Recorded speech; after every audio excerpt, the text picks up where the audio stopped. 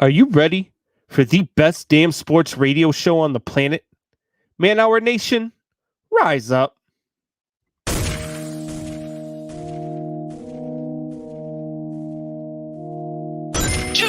know on the beat every time, no. I would like to personally welcome you to Man Hour After Dark. Say that thing. Why I bring you the host, Mike, Buck, and Cone. You know who coming to the stage. Sports talk than what you about to hear right here. I second that. Go. You know that it's us when we talking about sports. Giving you facts on the field to the core. Tune in, we need the support. 1 hour too short, still listen some more. On all your stations, not dropping no music. Stripes like Adidas, but Nike just do it. Down 4 in the 4th, we go for the win. Michael 2 seconds, we taking it in. Buck, Mike, and Combs, you know what's going on. Man, now we're After Dark, no LA, we the big spark. No 4th and inches won't cut short. Got the best talking, it's all sports. Buzzing more than buzz beaters. We coming live all through your speakers, go. And what is going on, Man Hour Nation? It's your boy, Brandon Combs, coming to you live on this Thursday night. And we've got a great show lined up for you guys, man. We're going to talk some Green Bay Packers and Aaron Rodgers and his departure and, you know, how he's going to be a Minnesota Viking next year and destroying the hearts of all Green Bay Packer fans everywhere, a la Brett Favre. We're also going to have Wayne G on the show. He's going to come in with his new segment. His new segment is going to be That's Debatable. And we all know Wayne G doesn't lose debates. So time for him to start losing some debates. But before we get to all that stuff, let me welcome my partner for this evening, the man, the myth, the legend himself, Tori Anderson. What's going on, Tori? It's another beautiful day in the neighborhood. It's going to be a beautiful day. The weekend is coming. Do you smell those? Oh, wait, you can't smell anything. Wow. Are you really coming with the COVID jokes? Really coming with the COVID jokes? Yes, for those of you that don't know, like my buddy Tori said, I have lost my my sense of smell and my sense of taste. But you know, a lot of people would argue that with all the sports teams that I like, I didn't have any taste anyway. So, you know, it is what it is, I guess, right? These jokes write themselves. Like, they just write themselves. They do. They do. But, you know, if you guys are watching on the YouTube page or on Facebook, make sure you click like, make sure you share, and subscribe. If you're a member for $5.99 a month, every time you like, every time you share, every time you comment, you get points. At the end of every week, person with the most points gets extra entries. Entries into what you say? Entries into coming to Las Vegas during the NFL draft with yours truly, with Tori Anderson, with Michael Buckheister, and there's a 4th member of this show, isn't there? I mean, he was supposed to be here tonight to say goodbye to everybody before he left for college. I don't know who that is. But I can't remember his name. I remember he had like some funky hairdo or something. He was always afraid to shave it. Is that Mike LeBlanc? Was that his name? Johnny Bravo? Johnny Bravo. It might have been Johnny Cool? Bravo. I remember his girlfriend's name was Nikki. She was pretty cool. You know, she always had our back. But Wyatt, you know, he that's his name, Wyatt. Yeah, he's Wyatt Earp, that's him. Yeah, Wyatt's just not he doesn't come around anymore. He doesn't hang out. He's afraid he's going to catch COVID through the computer. So he did not want to come on the show tonight, and something about having to pack his bags and put them in the truck, and you know, it is what it is. So it's a college dorm. You got room for a bed? No. So he's going to Full Sail. It's an apartment. They don't have dorms. So they're actually having to have an off campus apartment. Him and Nikki also are going to separate schools. So that's they're gonna have a good 1-bedroom apartment with, you know, a full kitchen, a living room. You know what's funny? You know what's going to be funny? The first time Wyatt wakes up at 2:00 and the house isn't cleaned by itself, the dishes aren't done by themselves, and nobody's there to make dinner. Wyatt's going to wake up on Monday morning.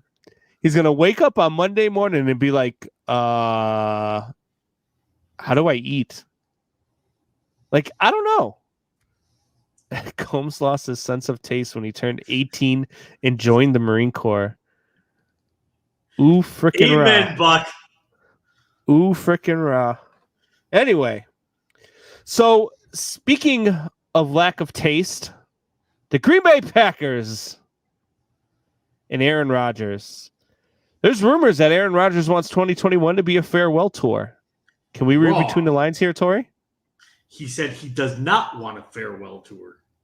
Buck must have heard him wrong when he did the when he what? Did the, Buck heard something wrong. Come on. I mean, that's that's impossible. Buck's a lot like my ex-wife. He hears what he wants to hear, and he sleeps with a lot of men. So yeah, Aaron Rodgers actually came out and said he does not want a farewell tour because he's like, what if I'm not hanging it up? What if I'm going to keep going? So it's the same thing. He's going to get the same respect that Brady does. Like when they say, you know what, I'm done, they're gonna be done. I don't think either one of them, either one of those will be like, it's going to be after a season. They're going to be like, you know what, I think it's time for me to hang it up. I'm as much as I hate Brady, and as much as a lot of people think that Aaron's a prima donna, they're not look at me people. They are like, just kind of let me do my thing, let me be. Aaron Rodgers is kind of a look at me type guy. Aaron Rodgers is kind of a I want to be the center of attention type guy. And don't say that he's not. He absolutely positively is. Look how long, if he wasn't a look at me type guy, first of all, he would have squashed the rumors back in April when they started. But he didn't because he wanted the attention. He wouldn't have been all over Jeopardy, running around on Jeopardy. He would have had them edit out the time that the guest asked him about the who kicked the field, whose decision it was to kick the field goal. He would have had that edited out. Then he wouldn't have had that little press conference that he had once he decided to come back to Green Bay. Wouldn't have had that little press conference he had, which he absolutely destroyed the franchise. Except that was a standard interview that he's back in. No, that was a standard 25-minute rant. That was a standard 25-minute rant. That was a look at me 25-minute rant. Every player gets that opportunity and talks to the media. Listen, Tori. I know you're like a 0.000000000000001% owner of the franchise. I think you missed a couple of zeros. I think, but you don't have to just defend your guy. Just to defend your guy, it's okay to be honest. I'm honest when people start talking about Anthony Rizzo and his contract dispute. I think Anthony Rizzo is handling it poorly. I think that, but I can talk about my guy. I don't mind. Look, if my guys are, I've said before plenty of times, Chris Bryant isn't worth the contract he's going to want. I can talk about my guys. I can too. So like on this one, I'm on Aaron's side on this one. I was on management side during the Brett Favre thing. So I'm like, they're doing what they got to do. So I look at it objectively, and it's not through rose-colored glasses. I look at the body of work. I look at the facts that are in front of me, and none of that adds up. So I will tell you, the facts that are in front of you. Aaron's troll level game is 1,000. Because I agree with Wayne G here. And that's another thing. If his troll game wasn't so big, that's another reason why he's a look at me guy. He loves trolling people. But like Wayne G says, isn't saying I don't want everybody by not saying anything. Isn't saying I don't want a farewell tour, just asking for a farewell tour. No, because somebody asked him if he wanted a farewell tour, and he said, "No, I don't want a farewell tour." Come on.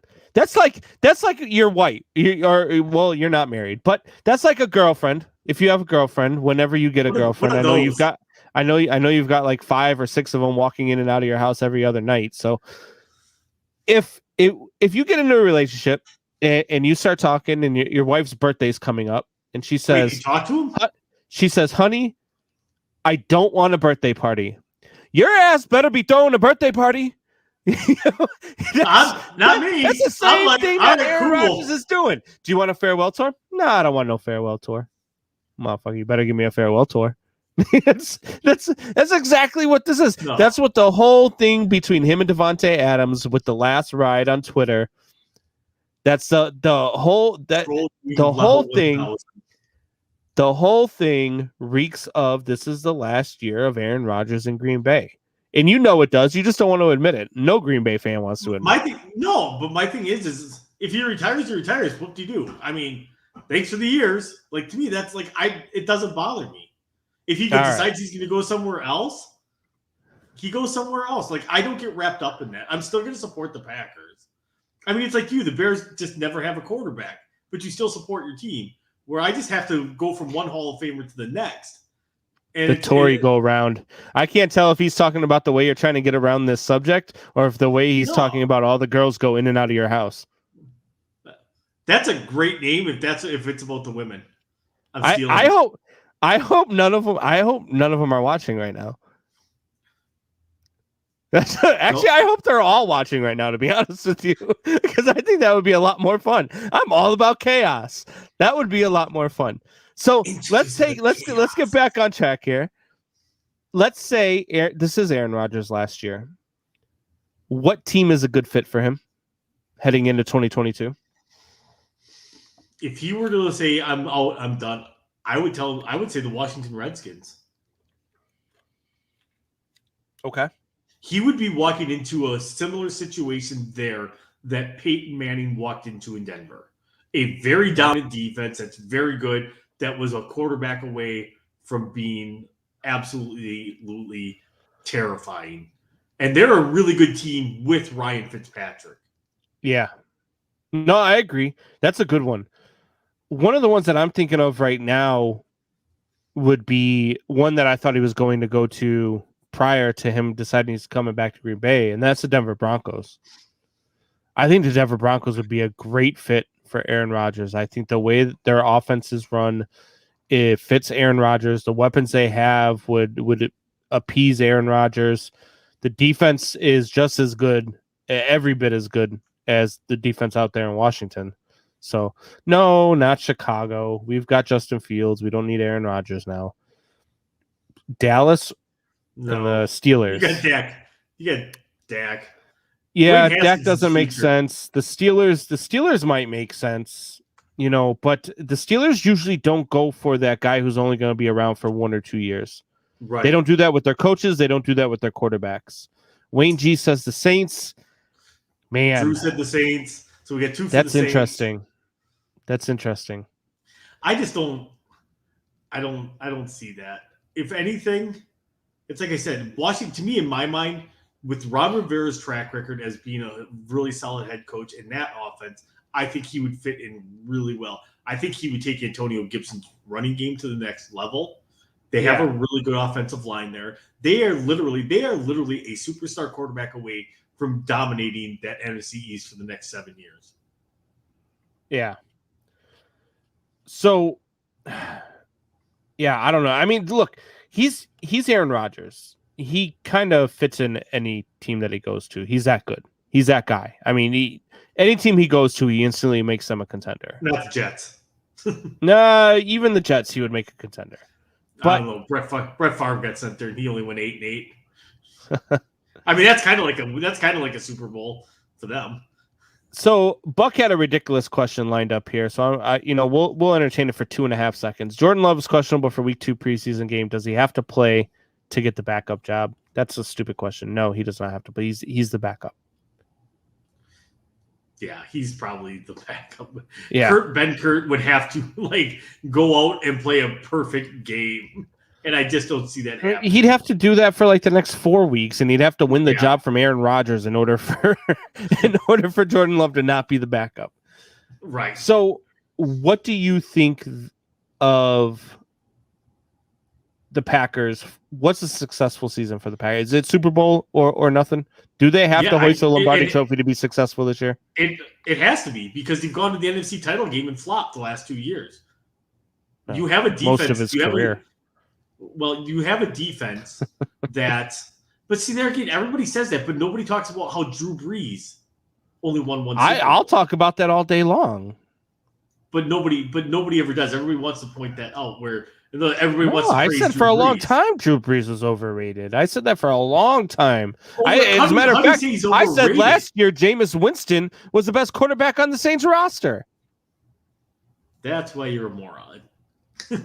Okay, because Drew Brees showed so much in the time that he was in there. If they would have had that much faith in Jameis Winston, Taysom Hill would have saw no time at quarterback. No, incorrect. If they had that much faith in Jameis Winston, they wouldn't put him in there, because they wouldn't do that to Drew Brees because of what Drew Brees meant to that organization. And they didn't want to have any sort of quarterback controversy. If Jameis Winston is lighting it up with that Saints offense, they don't want to have any sort of quarterback controversy when Drew Brees comes back. So that's why Taysom Hill was their starter. I want to see you say that as you're dying from that last dab. If I haven't died from COVID, then I'll still be around to do that last dab.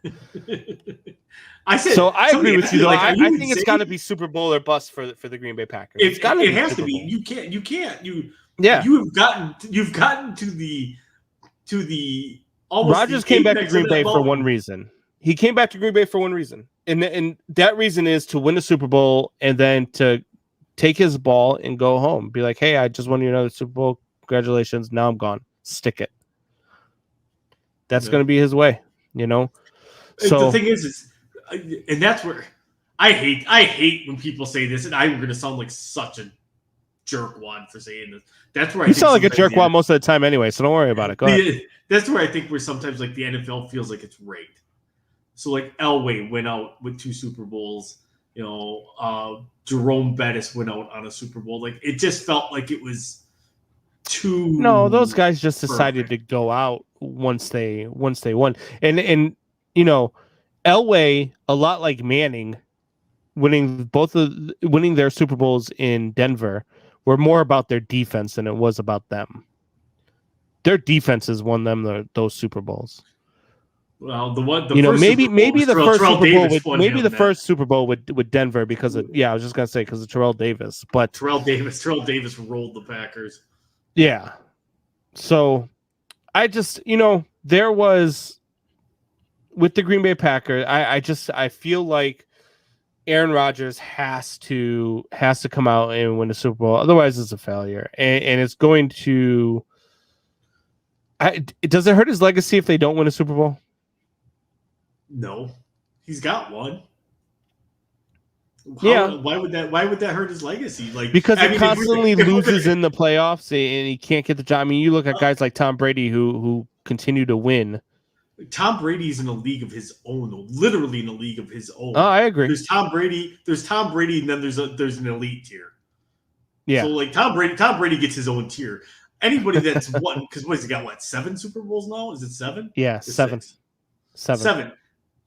7 out of 10. The next closest quarterback. The next closest quarterback has 3. 4. Actually, 2. Joe Montana has 4. He's 4 for 4. No, because he didn't win the last one with them. Yeah, Joe Montana's 4 for 4. I thought Steve Young got the last one, so he only had 3. Joe Montana's 4 for 4, and I'm pretty sure it's 4 for 4. Just making sure. I'll double check that on break, but I'm pretty sure he's 4 for 4. But anyway, I feel like Aaron Rodgers has to win this year, and then hopefully he goes somewhere else next year and is a contender there and wins again just to stick to the Green Bay Packers. So we're going to take our first break. What's that? You were correct. It is 4. Okay. I was pretty sure I was correct, but anyways, guys, I think it's 3. We are going to take a quick break. When we get back, we will get to some sports topics, and then Wayne G will be joining us for his segment of the night That's debatable. That's debatable. We'll be back. Give us 2 minutes.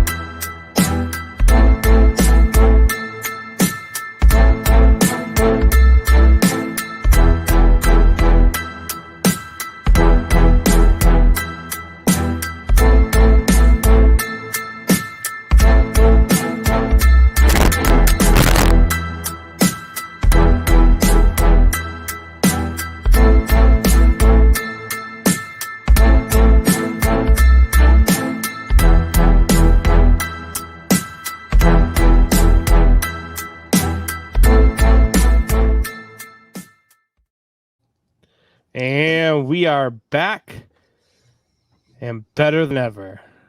It's been 2 minutes and we are refreshed, right? No? Okay. No. All right. No, So the game that's happening right now, Buck just chimed in. He says he thinks the Eagles tight end may have tore his ACL. I just turned the game over. I didn't happen to see it. But Pats versus Philly has two young quarterbacks battling for the future right now. Mac Jones, Jalen Hurts. Who has a better year? Jalen Hurts, because he's actually going to start. Oh, so is Mac Jones. No, he's not. Yeah, he is. And I'm going to go even more controversial on this because we're going to talk about who has a better career, and it's the guy in Philadelphia. Wow. That is a bold statement, sir. That is a bold statement.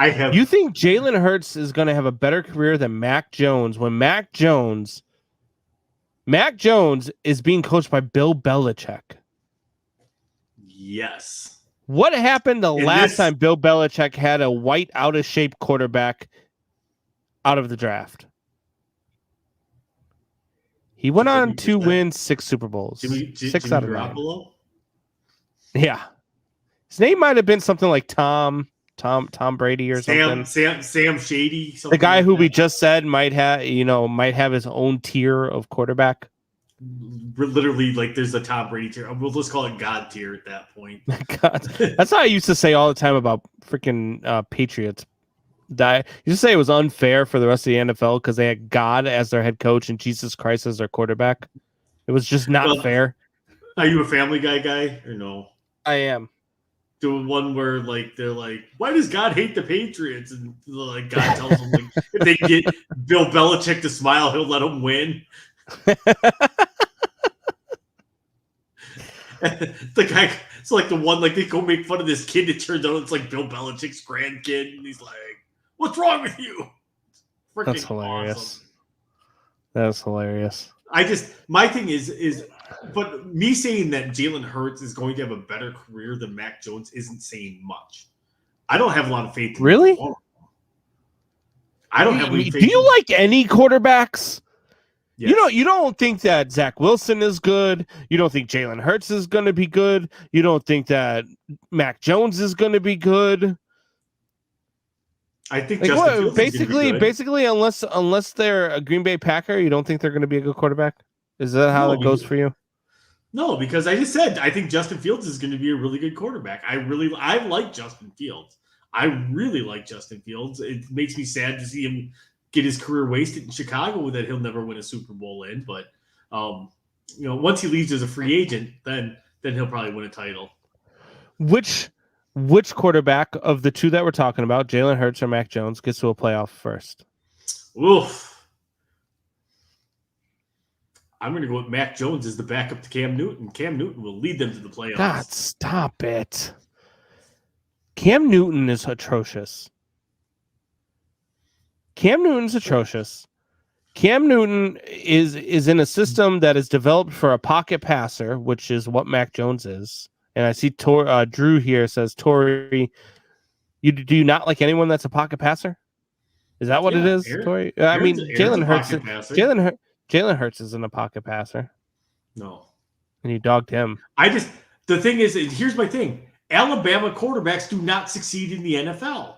They haven't in the last 25 years. Do you think so? So do you not think Tua's going to have a good career in Miami? I do not, honestly. And Miami is Miami's my second favorite team. I will put that I love the Miami Dolphins, but I don't think Tua is the answer. I was really mad they let Fitzmagic go because there again, Alabama quarterbacks, for whatever reason, their game does not translate to the NFL very well. I thought that was USC quarterbacks. No, because Leinart that didn't transfer very well. You got Slovin? That's what I'm saying. I thought it was USC quarterbacks that did. Yeah, Mark Sanchez, Matt Leinart. But Sanchez, Carson Palmer might have been the one exception. If Carson Palmer is the best out of the bunch, that's not saying much for your program. But even at that point, Sanchez had still at least went to 3 straight AFC title games. Granted, his defense carried him to every single one of those. But he was a game manager quarterback. He wasn't a big arm quarterback. Casey This is my guy, Casey Morgan. Butt fumble. I love but dude, every time I see a replay of the butt fumble, it cracks me up because it's just that's hilarious. The other one too was the other play that cracks me up all the time. Was it the Colts? Who was it who lined up all their guys to one side of the field to kick a field goal and then decided to snap the ball? It was supposed to be a trick play just designed to try to get them to jump off sides, and they snapped the ball anyway, and their kicker just got rushed. It was hilarious. I think that was the Colts. But it was. No, I don't think that. I think Mac Jones has a much better career than Jalen Hurts. I think if you don't think that you're an idiot. I mean, let's just throw it out there, Tori. You're an idiot. You haven't seen anything from him. But I mean, just you've seen enough. You've seen the eye test. You've seen what he did at Alabama, and I saw what he did in the first preseason game. I saw him. I'm watching what he's doing in this 10 other preseason NFL game. Players. But I mean, look, I think Mac Jones. I think he's under the right coaching staff. He's under Bill Belichick. That right there is enough for me to say he's probably going to have a really good career, And I don't know. I guess the way I would put it is how most New England fans would put it, and I know it's how Wayne G would put it. It's in Bill I trust. So with Mac Jones being behind there and Bill Belichick being his head coach, I feel like he's going to have I think he's going to have a much better career than Jalen Hurts. I think Jalen Hurts is going to be a quarterback maybe for 1 or 2 more seasons until Philly figures out that they need to draft another one. But I don't know. I feel like it's going to be Mac Jones. So moving on to the next. I don't think so. Just because I have been on the I don't like Mac Jones or Zach Wilson train And you can't even say I haven't been because I've been on that train since like January. Yeah, I know. I mean, you don't like Zach Wilson. You didn't like Mac Jones. I mean, how many quarterbacks did you actually like from this year's draft? I know you liked Fields. Yeah, I liked Fields. I liked Kellen Mond. I mean, not as a first round pick, but I thought he was a good quarterback. And those are both the two that I really liked. The rest of my you didn't like Lance. You didn't like Trey Lance either. I never saw Trey Lance play.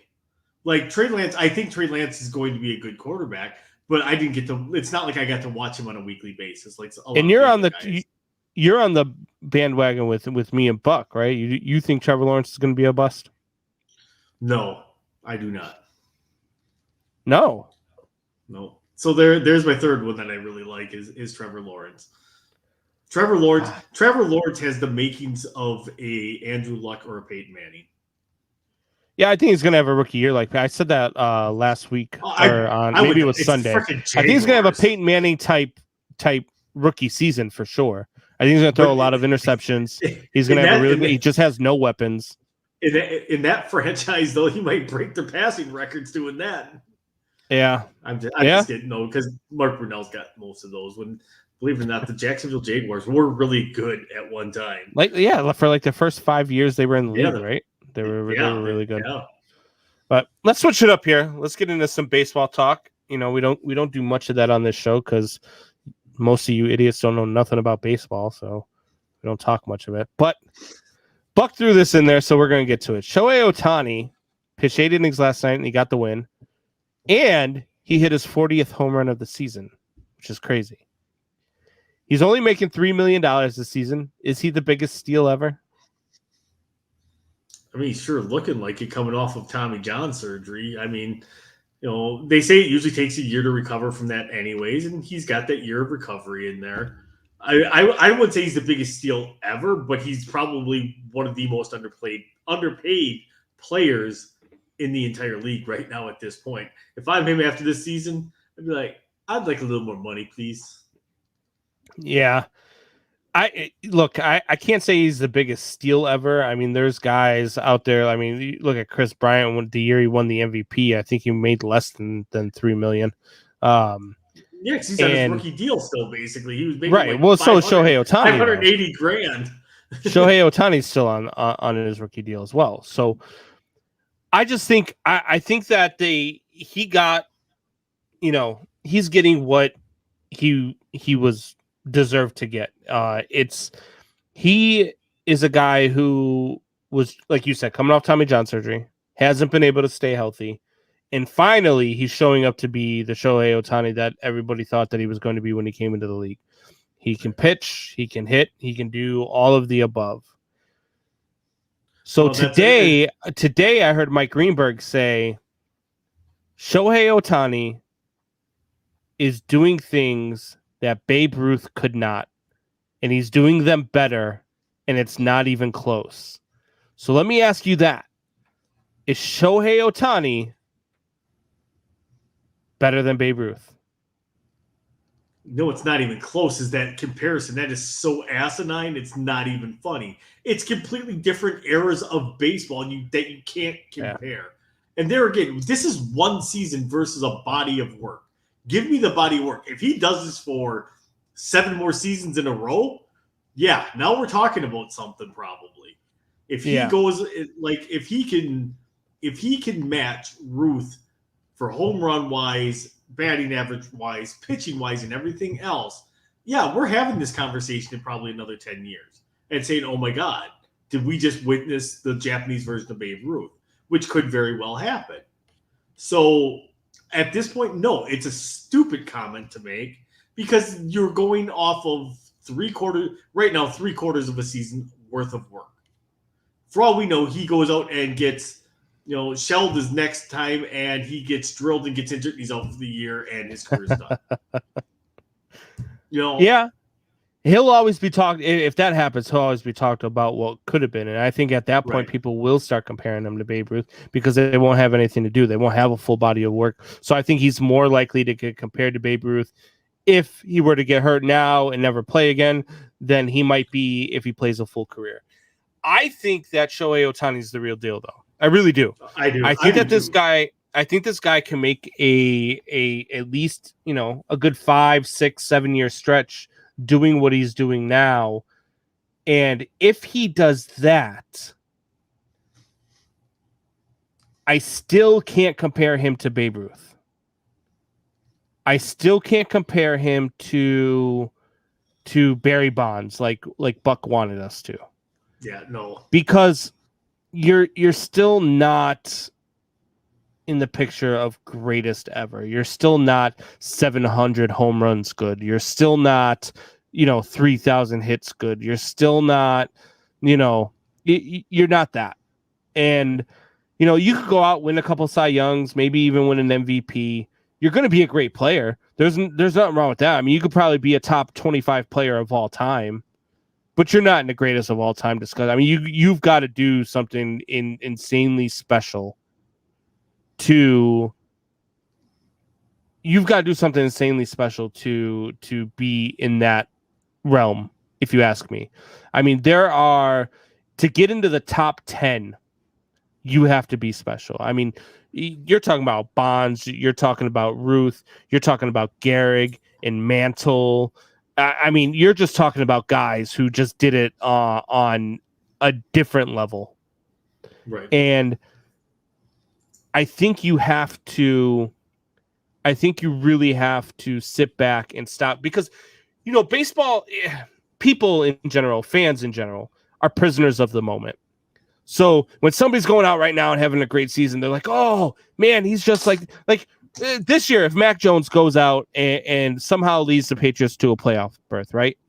They're like, oh, how do we compare him to Tom Brady? Well, stop. Slow down. It's right. One good year. He's had one good year. He's still got 7 more Super Bowls to win before he catches up, okay? Right. So calm the hell down. That's the old, even when granted, it's the Super Bowl, they'll do anything they can to hype it up. Oh, it's the baby goat versus the old goat. Yeah. One Super Bowl. Even Madden has adapted onto that. Madden with their cover for the 2022, right, which just came out today. You know, they've got both of them on the cover, and they've gone to that. But that's what I'm saying. It's just like prisoner of the moment. And I get it, right, from like a MLB standpoint or a marketing standpoint, which, you know, MLB still does a horrible job of marketing. I mean, it's probably a good thing that they did put the Angels in the Little League game this Sunday night, because Ohtani, I mean, every time I'm watching a Little League World Series, and I watch the Little League World Series a lot. I was watching it a lot today. And a lot of those kids, when they talk about their favorite players, I can't tell you how many times I heard Shohei Ohtani's name mentioned. So right, that's a good move, you know. And also to have, I don't think he's back yet. Trout, but he'll probably show up just because it's a Little League game and he's Mike Trout. And that's what Mike Trout, you know, he's a class act. So. Yeah, and he's a class act. So I bet you he would show up just to hang out, sign some autographs, and do the things that he needs to do. But now let me pose this real quick. You know, what? Say Ohtani goes out and wins, say, 200 games and hits 400 home runs. Does that get him in the Hall, even though his numbers would, for a pitcher or a hitter, would not be Hall worthy? If he does what he's doing now for a 6 or 7 year stretch, pitching and hitting 40 home runs a year, even if it dwindles down to 30 home runs a year, and he wins a Cy Young or 2, and he's still pitching at an elite level for a 6 or 7 year stretch, yeah, he's in the Hall of Fame, but he's still not in the top 25 players of all time.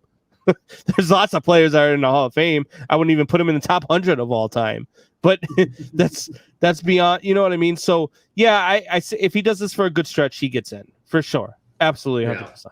It's like I said, the comparison like that, though, it's like I said, you're getting not even one full season. So you can't compare him to anybody. Yeah. And when his season's over, you can compare him to maybe a season that Ruth had. And put it next and that's to, the thing. I mean, but to compare stats, not against a legend, you know. To compare a guy like, you know, who, I mean, what's Ohtani? 27 years old, maybe 26, 27 years old. to compare a guy like that to Babe Ruth or Barry Bonds is just unfair to him. It's just unfair to him. That's putting a guy up here when he's really down here. You know what I mean? And that puts a lot of pressure on him. And so, look, I think Ohtani's great. I'm enjoying watching what he's doing this season, and I'm going to enjoy it for the rest of the season. And if he does it next year, I'll enjoy it next year and the year after that and the year after that. And then at the end of his career, we can talk about where does he rank on the all-time list. We could talk about it then. But for right now, he's done it for 1 year. So calm down. The other 2 years he's been in the league, he's been hurt. So if anything, he's closer to Kyle Schwarber right now than he is Barry Bonds or Babe Ruth. I'm gonna go. He's closer to Rick Ankiel because he was a pitcher and a hitter too. I don't think he'll ever forget how to throw a strike though. Maybe he will. I don't know. So I never know, because there was another pitch that happened to too. Yeah. Casey says, I hate how they compare Mahomes and Brady. Wish they stop comparing these young guys with these greats that have defined a generation or the sport. I completely agree. Yep, I agree 100%. And I'll argue with you. It's an unfair comparison. I'll argue with you. It's unfair to compare Brady to Mahomes because Mahomes can do things that Brady could never do. Right. But Brady's made a career out of winning Super Bowls. When you go to 10 Super Bowls and you win 7 of them, you're pretty damn good. I'll just say that. So, all right. Well, we're going to get to one more break. And when we come back, we will have Wayne G join us for his segment called That's Debatable. We will be right back.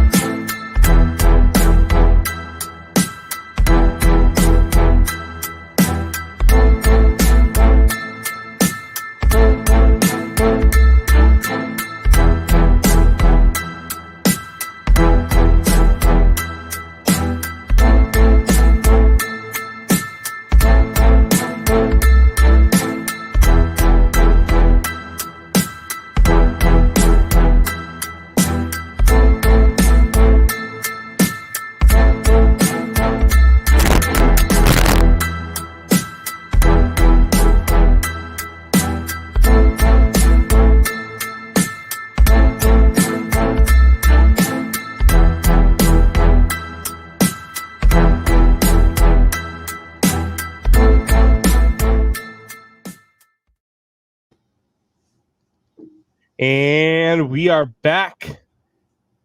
And we are better than ever. And we are about to look a whole lot better because Wayne G has joined the show. What's going on, Wayne?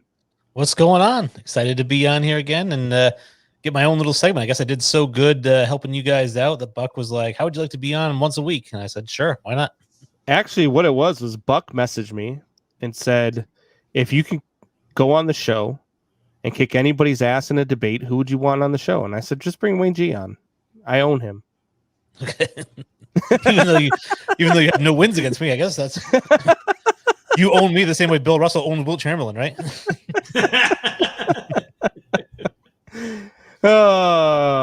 Always good to have you, though, Wayne. All right, Wayne, why don't you describe to the people what this segment's going to be all about? Sure, exactly. So when Buck reached out, he was like, what kind of segment do you want? And I said, well, let's do something about debating because I love debating with you guys. And I said, we can do a segment called That's Debatable, and I'll come up with some topics that these aren't hot takes. You guys know me. I'm not the kind of guy who's just going to spit hot takes for the sake of it. When I say something that's a hot take, it's because I actually believe what I'm saying. And so you're not going to bucket? What's that? You're just not going to say bucket? I'm not just going to say bucket. And I'm not going to say something. I'm not going to say something stupid like Shohei Ohtani's on the same level as Babe Ruth. You know, Mike Greenberg should have his media credentials taken away. But I do have some topics that not everyone's going to agree with, but like all my takes, I do have some reasoning for it, and then I'll let you guys give me your takes on my take. Okay. Perfect. So the first one I got, this is a big news story right now, right? Is that there's the basketball writers or whatever it is, we're told to come up with who's the best player in the NBA going into the 2021-22 season. And none of them voted for LeBron James. LeBron got 0 votes for best player in the NBA. It was pretty evenly divided between Giannis and KD. I personally throw Luka into that mix as well. But it got me thinking, LeBron was really upset. He tweeted out, he said, just what I needed is more fuel. And I'm like, well, you need something. You just shut up is what you need. But I started thinking about, where is LeBron James? And I had a Miami Heat thing for him. I said, LeBron, you're not the best player in the league. You're not top 5. You're not top 10. You're not top 15. I have LeBron James as about the 17th or 18th best player in the NBA going into next season. Did you tweet it at him? I did not tweet it at him, no. You should have. Oh, don't be scared. I'm not scared of LeBron James. not that LeBron will ever see it. Oh, he might, just because it's that type of thing that he usually responds to because he's got rabbit ears. So I have a hard time going and saying that LeBron James, that I can find 17 players that are better than LeBron James right now. I really do.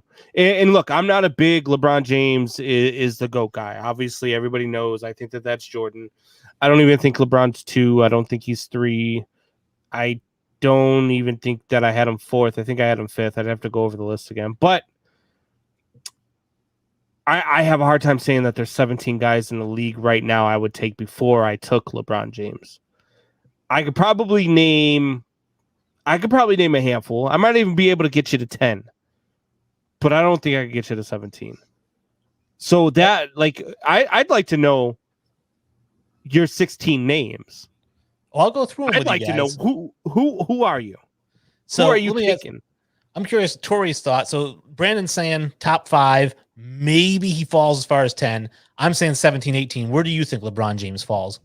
In the current NBA, in the landscape right now, who would I put? There are players I'd put. I don't know if he'd fall that far, but I'd put Giannis. I'd put Luka. I'd put KD. I'd put Chris Paul, even though he's probably the same age. I'd put Chris Paul ahead of him. I wouldn't. Devin Booker. Curry. Well, Steph, yeah. I would put Steph. Dame.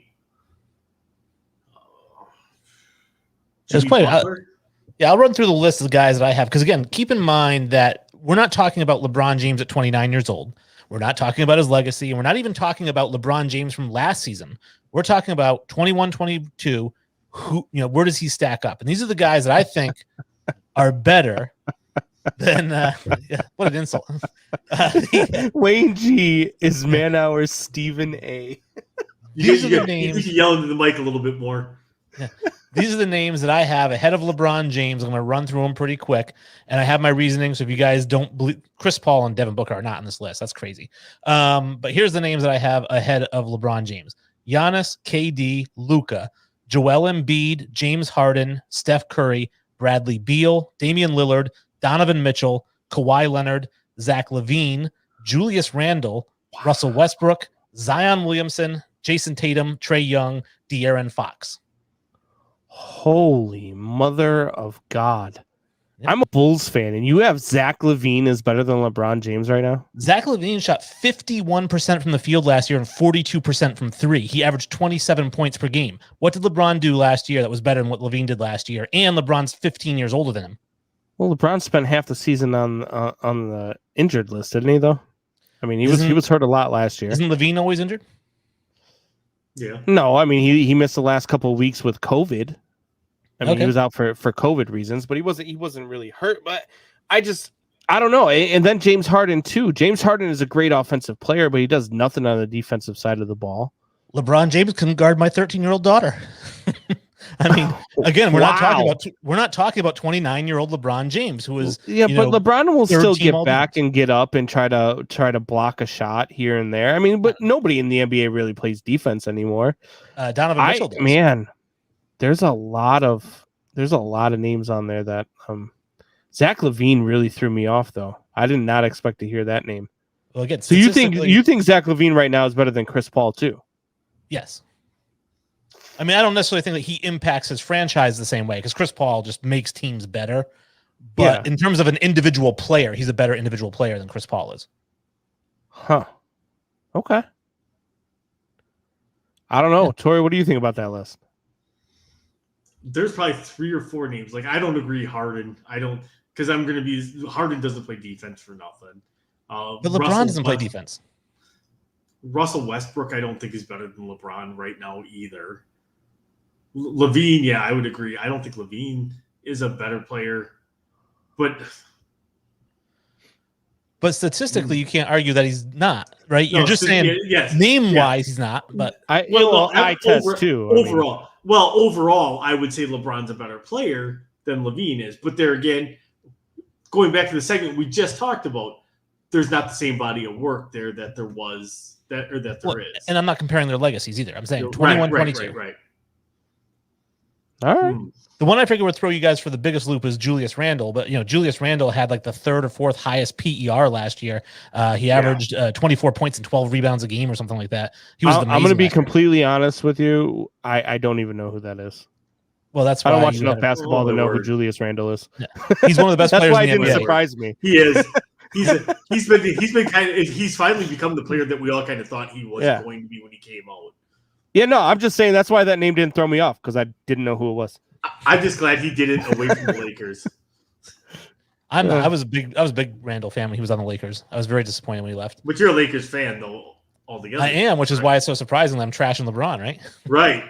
But there again, you look at things not through rose-colored glasses, but you'll bring the facts into it. Drew wants to know if you put Ja Morant on the list. I did not have Ja Morant on the list. I do like Ja Morant. I would need to see him take another step forward. He only averaged 19 points a game last year. He's very explosive. He kind of reminds me of like a young Derrick Rose, pre-MVP Derrick Rose. He could become MVP Derrick Rose, and if he does, then obviously I would put him ahead of LeBron. But as of what I've seen so far, I don't think he's going to be better this year. Casey says, hopefully he does better than his acting in Space Jam 2 or he's in trouble. I actually didn't think he was that bad. I thought who was horrible was Don Cheadle was awful in Space Jam 2. Yeah, he was horrible. Space Jam 2, I don't know if it was just me, but I just didn't like it as much as I liked the first one. And it had nothing to do with LeBron. I just thought it was a little bit more cheesy than the first one was. But how much of that part is nostalgia too? Where that's our era, that could be it too. Where we're like, oh my god, nothing had ever been done like that before that movie had come out. So yeah, at that point, you're chasing the tail of the dragon at that point. And you're not going to come on the show and give us a debate topic with that involves, LeBron James and not have to talk about Space Jam 2. You know that, right? That's what this is going to turn into on this show. We're going to talk about movies. I looked at Space because I'm a big movie guy too. You guys know I'm a huge movie guy. And when I watched Space Jam 2, I had mixed emotions about it because my first impression was, God, that was awful.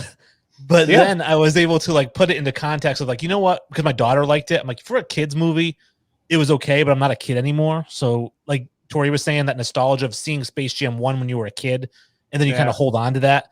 I'm not a kid anymore, so I'm not impressed with it. There were a couple parts I chuckled at when was it Don Cheadle says King Kong ain't got nothing on me, and King Kong looks upset and he turns away. I thought that was pretty funny. So there were a couple chuckle moments, but for the most part, it was like 8-year-old humor. Yeah. So that's about our level then.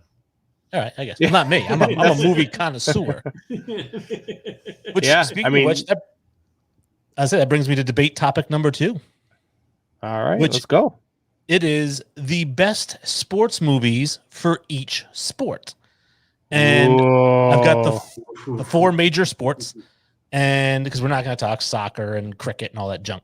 But we got the 4 How many major soccer sports movies are there? Like Bend It Like Beckham, and then Ladybugs. yeah, kicking and screaming. Yeah, there's a lot like overseas, like British ones. But obviously we have football, they have soccer.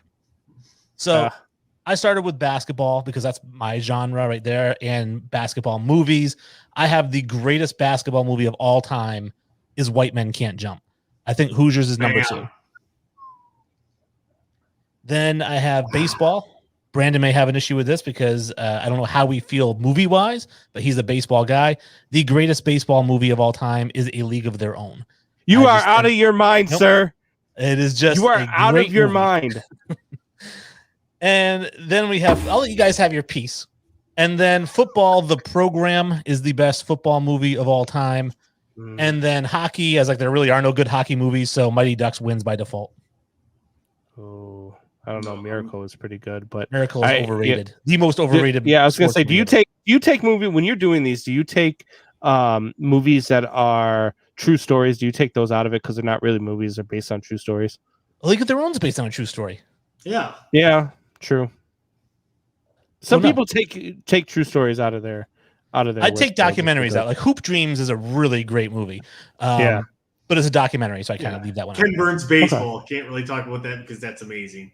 So, God.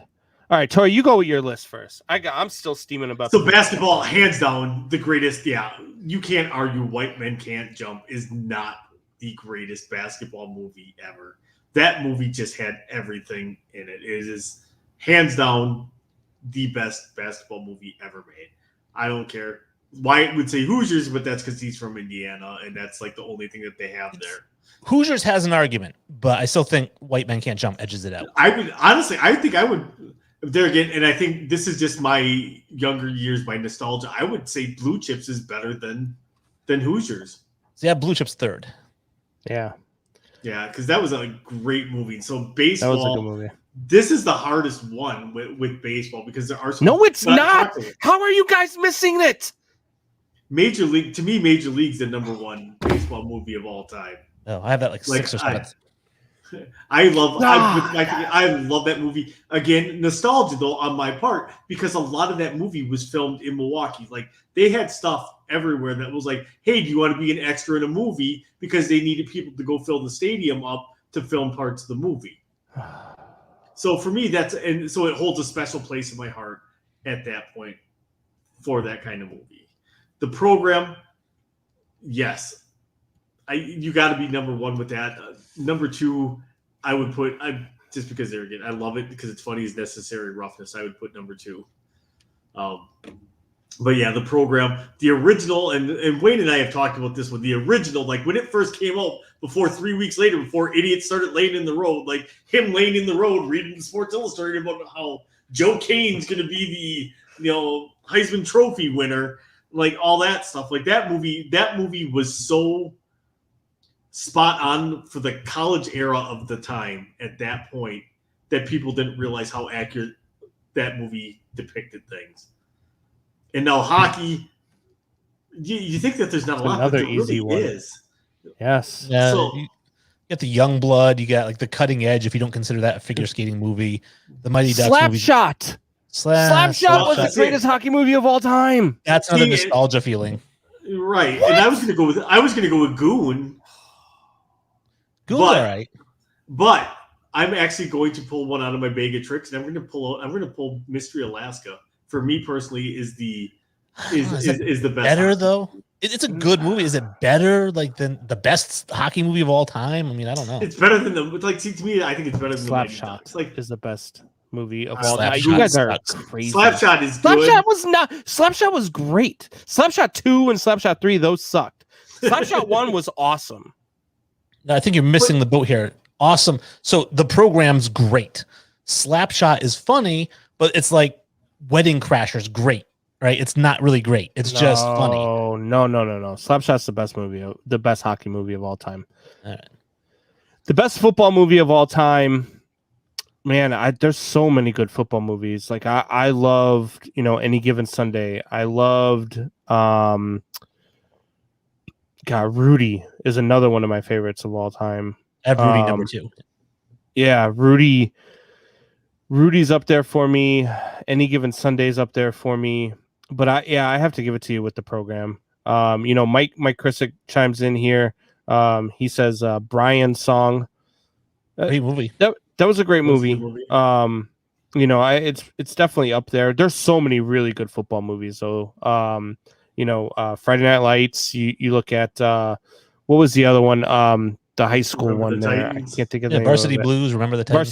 Varsity Blues. Titans, yeah. That's another great one. I'll watch that every time it's on. I'll watch Varsity Blues. You just want to see the whipped cream bikini. Yes. Manly Larder. Yes. I try to get Michelle to do that all the time. She always tells me no. Baseball movie. I don't know how you guys can even talk baseball movies without talking The Sandlot. The Sandlot is the greatest baseball movie of all time. Now, the greatest baseball movie. But no, it has everything in there. It has talking about everything that baseball is about. Just the love and the passion of the game. Playing it on the Sandlot with your friends when you're a kid. Like, just everything about that movie. That is the greatest baseball movie of all time. So you guys are out of your mind. And then the second greatest baseball movie of all time is 8 Men Out. And that's a very close second. It's an underrated movie. I think you're letting your bias here because it's underrated. And I'll agree with you on that. 8 Men Out's a really good movie for the amount of press that it didn't get and it should have. But I think you're letting that cloud your judgment because it doesn't belong in the top 3, top 4, top 5. It's just really good and it didn't get the praise it deserved. So I think you're overhyping it to get it some of that praise.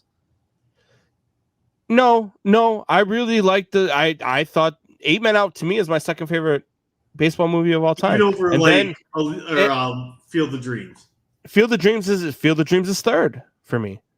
So I have it fourth. So I have A League of Their Own. I have The Natural in there. I have League of Their Own was good, but I don't know. Like I'm watching a lot of movies a lot of baseball movies before I get to A League of Their Own. When I rate a movie, sports movie or not, there's a couple things that come into play. And in a baseball movie, one of the things obviously is baseball realism, right? Like how realistic is the field of play that comes in. It's not the overall, but it's one thing. I factor in the acting, the script, the story, and then I also factor in the rewatchability. And it's The Sandlot. No, well, so The Sandlot, I think the acting is where it falls off because it's a bunch of kids. They're acting like kids. But they were so good. They're great. I'm not saying The Sandlot's a bad movie. Dude, tell me you don't. I mean, you can. There are more lines from The Sandlot that everybody can repeat than there is from Field of Dreams. Or I'm sorry. Jesus. A League of Their Own. League of Their Own. What line? League of Their Own is there's no crying in baseball. What line do you hear more? Yeah, you've heard that line 1,000 more times. You're killing me, Smalls. You're killing me, Smalls. You're killing me, Smalls. You play ball like a girl. I mean, there are just so many of them. It's more quotable, but definitely, I think no crying in baseball is the most famous line. It was such a good movie. Such a good movie. And basketball movie, God, I mean, I'm a big Tupac fan. I liked his music. I liked him as an actor. So for me, I'm going to go with Above the Rim. I really liked Above the Rim a lot. I think Above the Rim is the best basketball movie of all time. Can't believe none of us said Love and Basketball. I like Love and Basketball is a good one. That was a good movie. I think it's a bad movie. But Above the Rim was a great one. I did like Above the Rim, and I loved Tupac's character of Birdie. He was fantastic. Dwayne Martin, who was the lead, Kyle Watson, he was actually a really good basketball player in real life. He was, I think he was in the Knicks Summer League team. He's actually in White Men Can't Jump. He is Willie. Yep. Yeah, White Man Can't Jump was a phenomenal. I love White Man Can't Jump too. Woody Harrelson is phenomenal in that movie. I'm trying to remember the name. There was a basketball movie about Earl the Goat, and I don't remember if the movie was Rebound. Just called the Goat. That's what it was. Rebound. I was killing me to try it. I couldn't think of the name, but that's another really good basketball movie that I really enjoyed. My favorite. You know what, Wayne? Movie, yes, you're a basketball guy. If I had to compare you to any character in any basketball movie, it would be Woody Harrelson's character in White Men Can't Jump. I'd take it. I really would. I could see you being that guy, just going out to the court, pretending like you suck, and then all of a sudden just raining down threes. Because one thing that some of these guys don't know, and I've seen Wayne play basketball, the man's got range.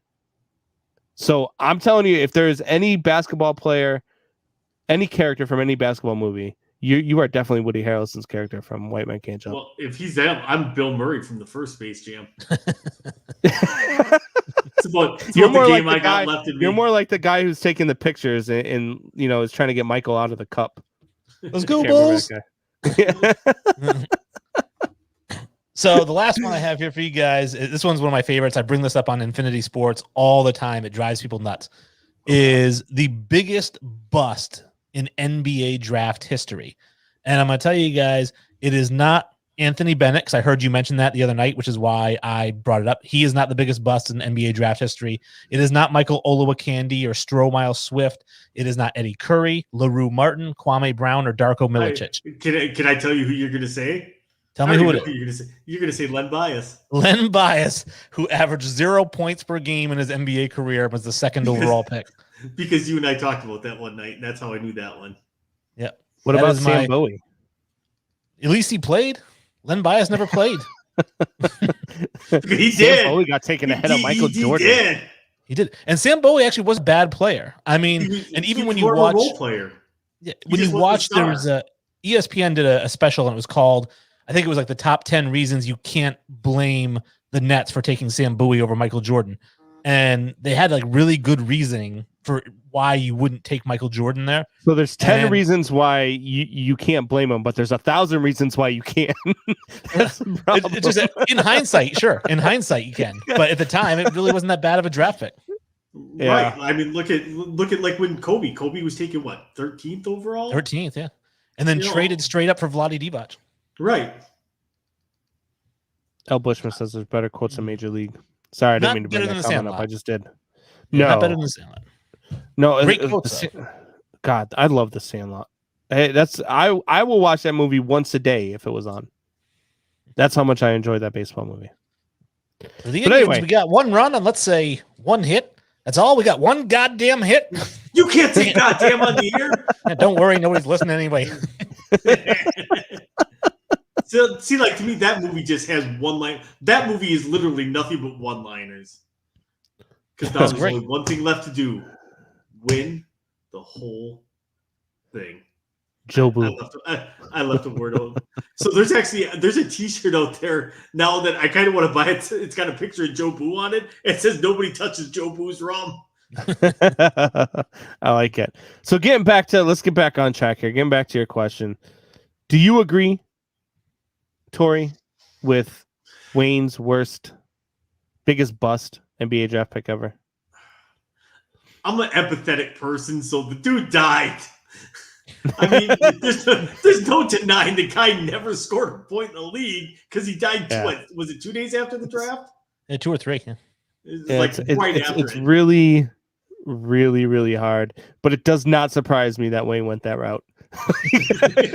Well, for starters, he's a Celtic, so yeah. So yeah, like for me, like I base it on players that actually played, and like the more like, and Wayne and I talked about, because I said Kwame Brown, but I'm like, Kwame Brown ended up having like a 13-year career. He was never a star, but he was a solid role player. He was a bench player that was going to give you solid minutes. And the more I think about it, it's almost a tie between Olowokandi and Anthony Bennett for me at that point. Yeah. If I'm gonna go with one and not pick a guy who died, I'm gonna go with Greg Oden. I think Greg Oden was a huge NBA draft bust. I just feel like same bucket though. It's injuries that derailed his career. It wasn't that he was a bust play style wise. No, but I mean he could never stay on the court. Yeah, he could never stay on the court. He was hurt at Ohio State. Yeah, it was just one of those things where but he didn't die. So I was just gonna say, I'm not saying his career was cut short. You know whose career was cut short? Len Bias. I feel bad even laughing at that. Oh my God, we're all going to hell. I mean, at least it'll be fun then. Well, Wayne, that was a lot of fun, man. I really enjoy that segment. I'm going to enjoy it every week. We're doing this every week, I hear? Yes, my You're down to understanding. do this every week? All right. Well, you can either let the people know where they can find you, or if you really want to, you can stick around for another segment and talk some more sports with us. Yeah, I'll stick I around don't know for a what little you got bit. time to do. I will also, just because we're at the end of the segment, though, remind people that if you want to check out at Sports Infinity 5 on Twitter, give me a suggestion that you want on this show, for That's Debatable. Is there something that people argue with you about all the time? Let me know what it is. And what do Yeah, you they do to usually argue everybody with that me for follows letting you? Tori on the show. Destro Oh. over there. We're gonna take a quick break, and when we come back, we will be joined by Wayne G, and we are going to get into some more hot sports topics. We will be right back in 2 minutes. If I can find the button, where to go? There it is. What is your name? What? What is your name? Buck. Where did you get that shirt?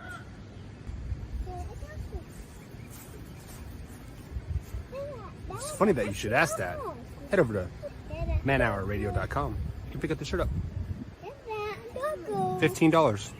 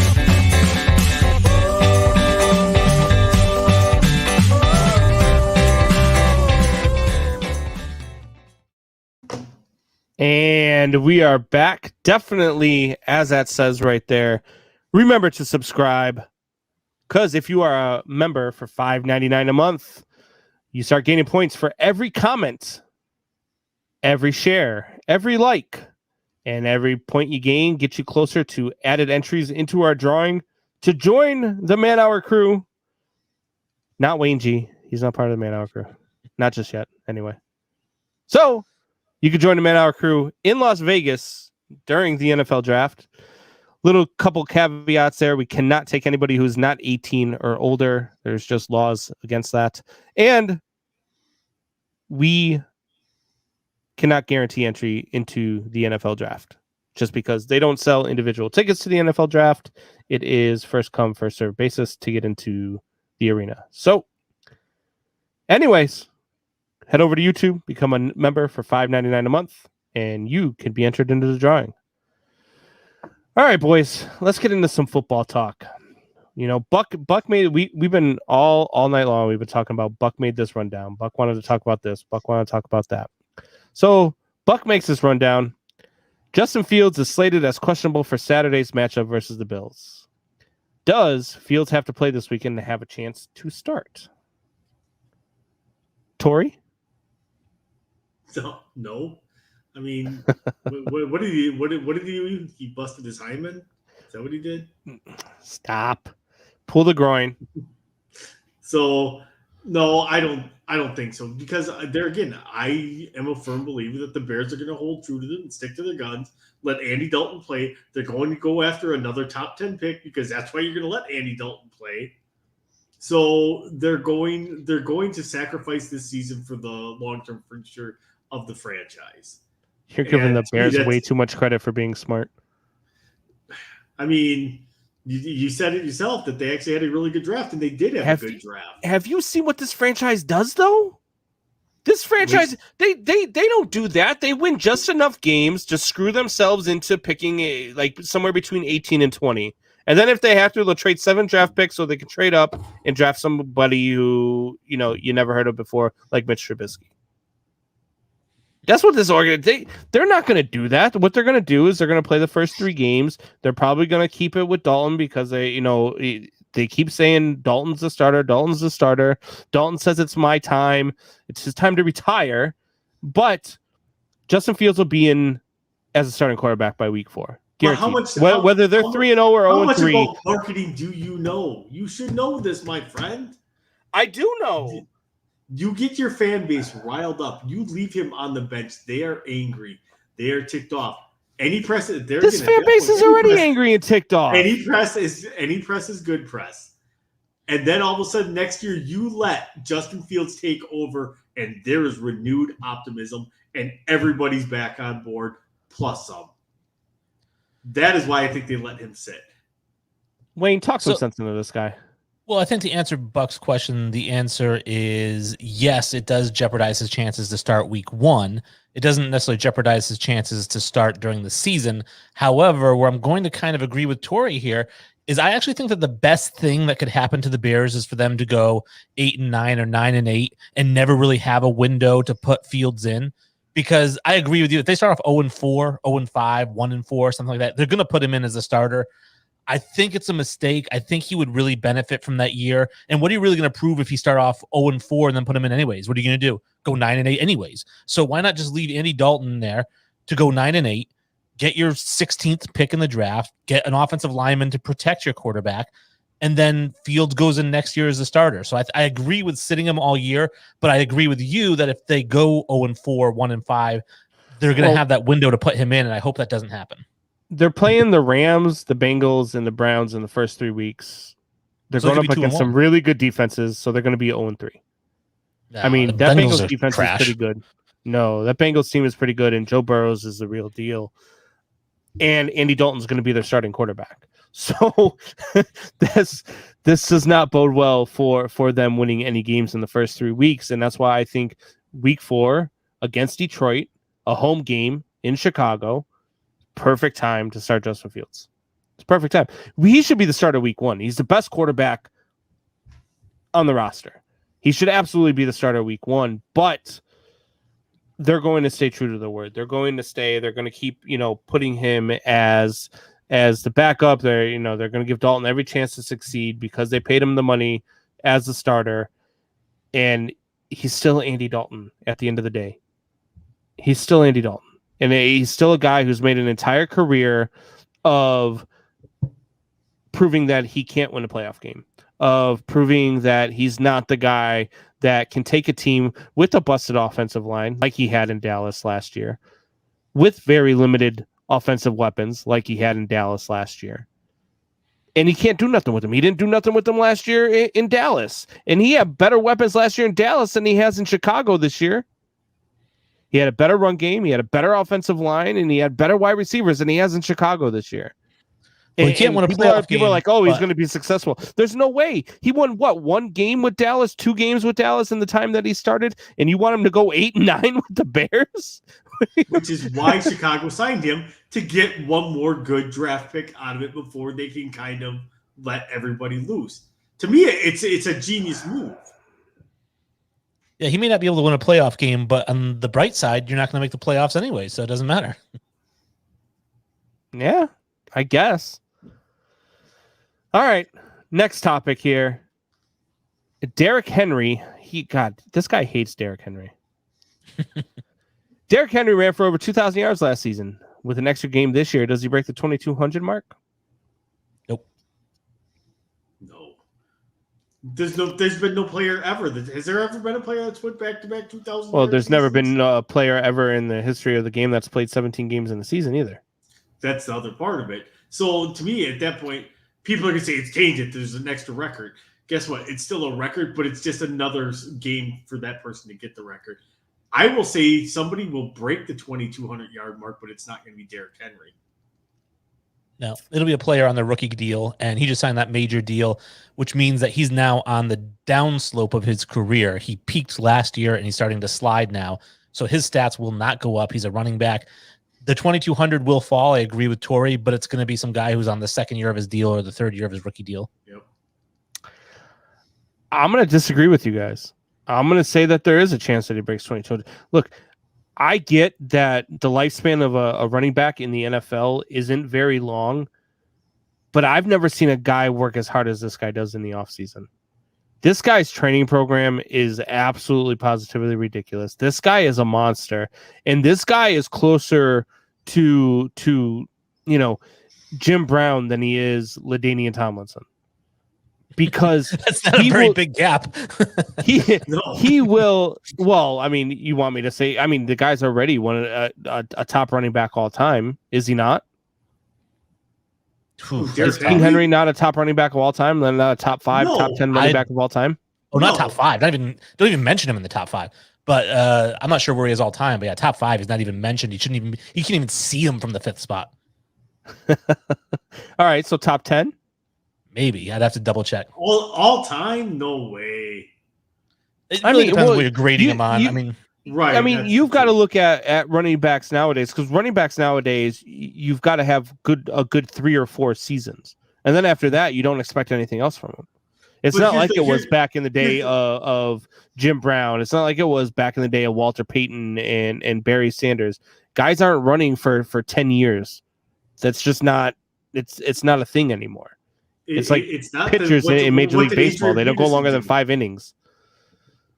Yeah, but Adrian Peterson, first of all, Adrian Peterson also had, I think, like 2.5 seasons off between injury, between the whole. Well, I was going to say 1.5 with injuries, 1 suspended.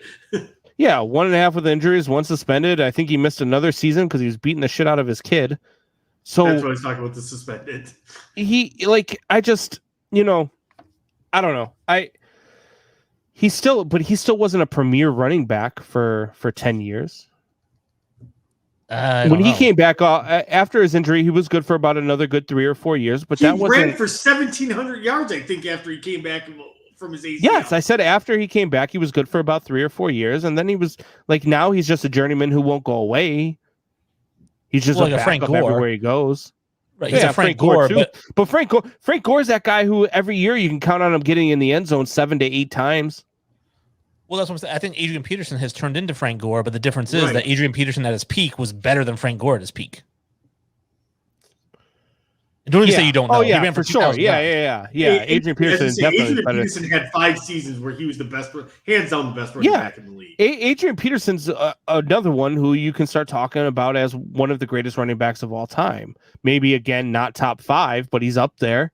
He's definitely in the top 10 for sure. I mean, I don't think there's a question about that. He's Adrian Peterson. But it's not like he had 10 good years.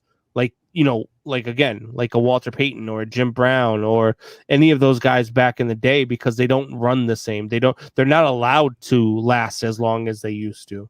Didn't Jim Brown only play like 8 seasons? Yeah, because Jim Brown's I can't remember. Cut short. Jim Brown's career got cut short. Same thing with Barry Sanders. What did Barry Sanders finish after 9, right? He retired after his 9th season. 9 but or it 10 wasn't because of injuries. Yeah. And Walter Payton, I believe, played 12 seasons in the league. So, again, to be a greatest running back, to be talked about as a great running back, you're talking about a good 3 or 4 seasons. A great 3 or 4 seasons. Let's talk about that. Not to be in the top 5, though. No, not to be in the top 5, but to be in the top 10, top 15, top 20, somewhere in there. But, I mean, look, again, when people act like when you say somebody's a top 10 or top 20, like, oh, you're shortchanging them. Do you know how many running backs there have been in NFL history? And to say that somebody is in the top 20, that's still a great feat. I think it's given him too much credit, though. I mean, what has he really done career-wise that CJ2K didn't do? And is he a top 10 running back? What has he done career-wise at CJ2? What? Yeah. Did you see the playoff run that he had 2 years ago? 1 playoff run, great for him. CJ2 had a 2,000-yard season, too. He had like 1,500 yards the year before that. He's basically done the same thing on the same team. He's not what Henry is. The way Henry works out, the size that Henry is, he can last a little bit longer. And I would not be surprised to see him have another 2,000-yard season this year, or even another 2,000-yard season next year. If he has multiple 2,000-yard seasons, this guy is going to go down, and he's going to be talked about as a top running back of all time. Whether you say top 5, top 10, top 15, top 20, whatever, it's still a top running back of all time. And if Najee Harris runs for 3,000 yards this year, and he's one of the best of all time, I'm saying that what he's done to his career to this point is on the same level as CJ2K, and neither one of them is a top 10 or top 15 or a top 20 running back. They're very good for their time, but like you're saying, they do need to do more from here. Or well, not they, but he does.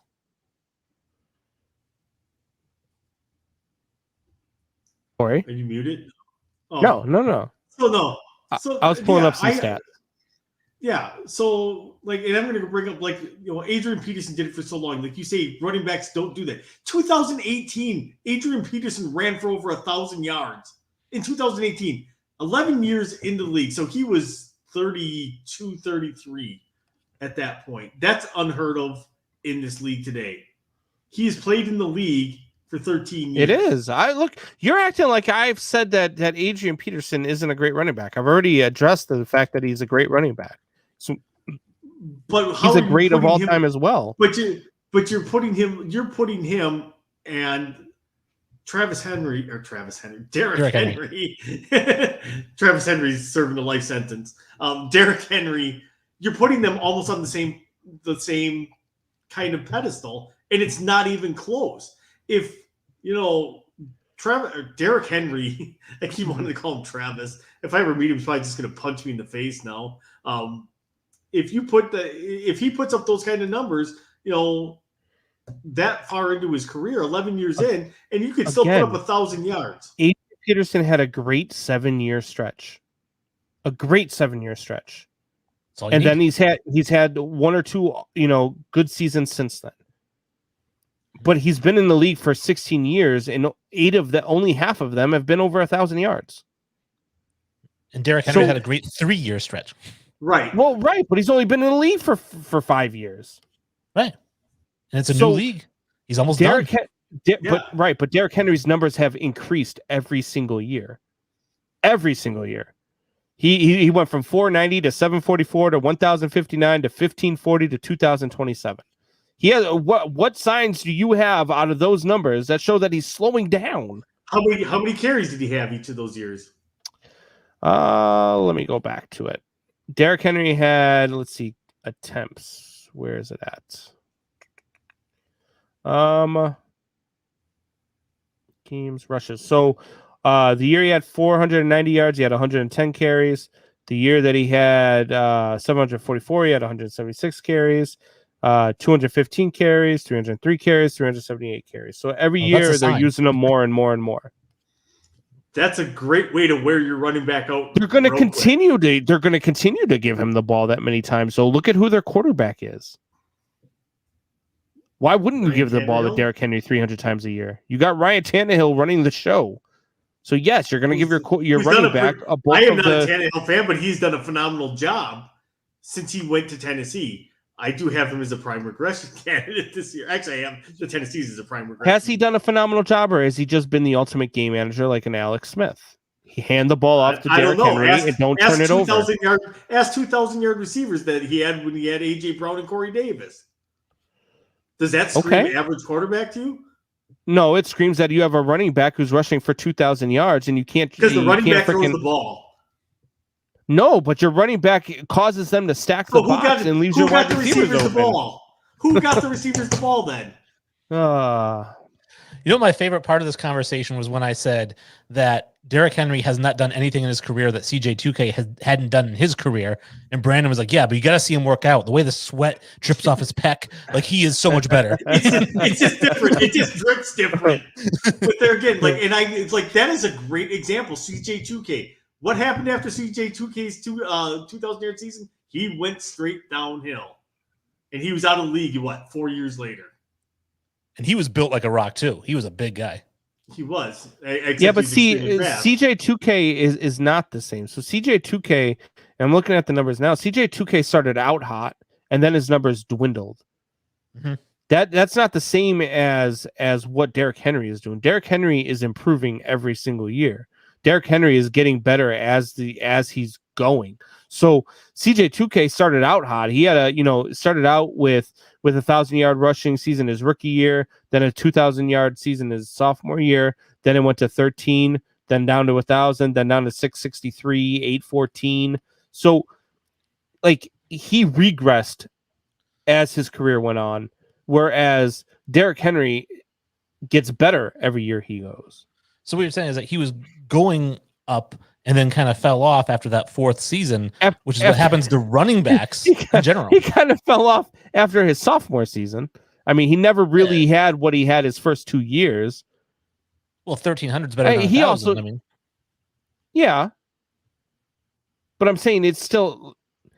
I'm just saying it's different with Derrick Henry. I think and again, this is a Shohei Ohtani really argument. Hard. It's a Shohei Ohtani argument the again. Sweat fell off his left back versus his right back. We have to wait until Derrick Henry's career is over to determine where he stands. We have to wait until Derrick Henry's season is over this year to define how great it is. We don't know what's going to happen this year. Could he fall off? Sure, absolutely. You know what? Just like 5-6 years ago, Max Kellerman said that Tom Brady was falling off a cliff, and see how well that worked. So, excuse me, if when Wayne G says that Derrick Henry's falling off, I don't believe him. Well, I didn't say he is falling off. I said that this is the time that running backs fall off. Yeah. So I just Derrick Henry, until he proves that he can't do it, I'm going to give him the benefit of the doubt, and I'll say that he can rush for 2,200 yards a season, and maybe even more. I didn't say he was better than LT. You said he's closer to Jim Brown than he is to Lawrence Taylor, or to LaDainian Tomlinson. We're just jacking up all kinds of names right now. So who's he closer to? Is he closer to Jim Brown or Earl Campbell then? Jim Brown. Anyway. I would say he's closer to Earl Campbell. We're gonna get closer to Tom Brady than he is to Peyton Manning. We're gonna get to some shop talk here before we close off the show. You're a dick. Drew says, Wayne, subject for you. Who are top 5 underrated players in NBA, NFL, and Wow. All right, let's start here. Let's just say, give me the most underrated player in the NBA. Think about it through the break. Sure. Absolutely. Okay. We'll take a break. And then we will come back after break and we will talk about the comment. We will be back in 2 minutes. What is your name? What? What is your name? Fuck. Where did you get that shirt?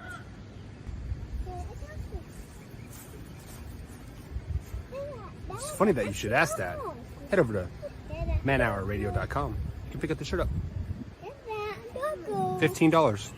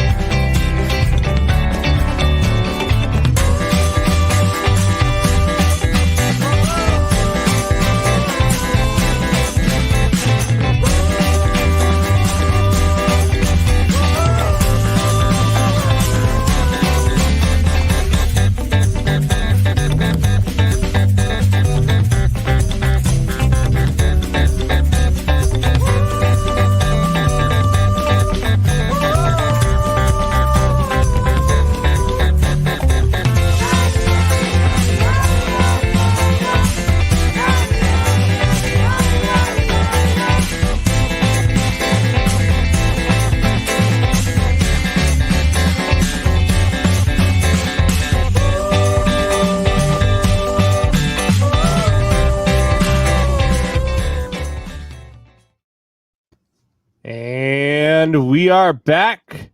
It is your boy Brandon Combs, along with Tori Anderson and our guest for the evening, Wayne G, who has decided to stick around after his great segment of That's Debatable. So he's gracing us with his presence, even though he said Derrick Henry is horrible and he agrees with Buck. But at any rate, we had a comment before we went on break, and they wanted to know, it was Drew, who wanted to know who he wanted to know top 5, but we're just going to go with who's the most underrated player in the NBA right now. Yeah, and so this one is tricky because obviously I'm sure there's some guy out there who averages 15 or 16 points a game that nobody really thinks of, but I'm not really going to go that route. Just I'm thinking who's the most underrated superstar, so to say, right? Yeah. And obviously I love a guy like Joel Embiid, but he got a lot of love last year, so I don't think he's really underrated anymore. I think that Russell Westbrook might be the most underappreciated player in the NBA because of what he's been able to do historically. But if we're talking about just the guy who most people don't even know his name, and I'm talking even NBA fans don't even know his name, but he is a legitimate superstar, and he plays in the heart of basketball in Indiana. That's Domantas Sabonis. The guy averaged 20 points and 12 rebounds a game last year and like 6 assists. He's basically a little bit younger, even a little bit more athletic version of Jokic. Tori? See, and now my guy that I think is underrated is now with the Washington Wizards, and he was hurt most of last year. But to me, he's like the player that people always talk about, but nobody really kind of thinks he's a superstar. That's Spencer Dinwiddie. To me, Spencer Dinwiddie is a severely underrated player. He got buried on that Nets roster because he was hurt last year. But the year before that, he was starting to really come into his own with that Nets team. And he kind of got buried. I'm actually kind of excited for him being with the Wizards now to see what he can do now that he's fully healthy this year. And kind of like he'll be a little bit more of a focal point on that team. And he's that guy that I was just saying, like the guy that averaged 17, 18 points per game, but like most people don't really know who he is or don't realize he's that good. Whereas, like I said, you're not going to build a franchise around him, though, at least not yet. Whereas Indiana is built around Sabonis. Right. But there again, how do they solve? I still, to this point, in order for them to move forward, they need to move Miles Turner. Because those two just can't. They can't.